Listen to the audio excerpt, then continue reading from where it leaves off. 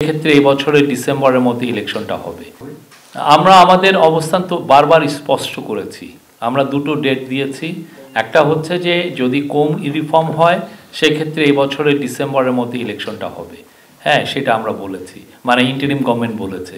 আর একটা হচ্ছে যে যদি পার্টিগুলো মনে করে যে না আমরা আরও বেশি রিফর্ম চাই গভর্নমেন্টের কাছ থেকে, তাহলে সেক্ষেত্রে আরও 6 মাস এটা এক্সটেন্ড করা যেতে পারে, মানে জুন 2026-এর মধ্যে হতে পারে। এইটার ব্যাপারে বারবার আমাদের গভর্নমেন্ট, ইন্টারিম গভর্নমেন্টের অ্যাডভাইজার, আমাদের মাননীয় চিফ অ্যাডভাইজার বারবার এটা বলেছেন। এখন ইলেকশন কমিশন একটা ইন্ডিপেন্ডেন্ট অর্গানাইজেশন, ইন্ডিপেন্ডেন্ট বডি, তারা তাদের কথা বলছেন।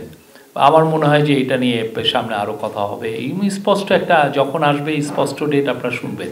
বাট তার আগে যেটা খুবই প্রয়োজন বা যেটা নিয়ে কাজ হচ্ছে সেটা হচ্ছে যে রিফর্ম, সেই রিফর্মের আমরা আশা করছি যে এই মাসের ফেব্রুয়ারি মাসের মাঝ বরাবর সমস্ত রিফর্মের রিপোর্টগুলো পাওয়ার পরে কনসেনসাস কমিশন কাজ করবেন। ওইটার পরে রিফর্মের উপরে অনেকগুলো নির্ভর করবে আসলে এক্স্যাক্টলি কবে ভোটটা হবে।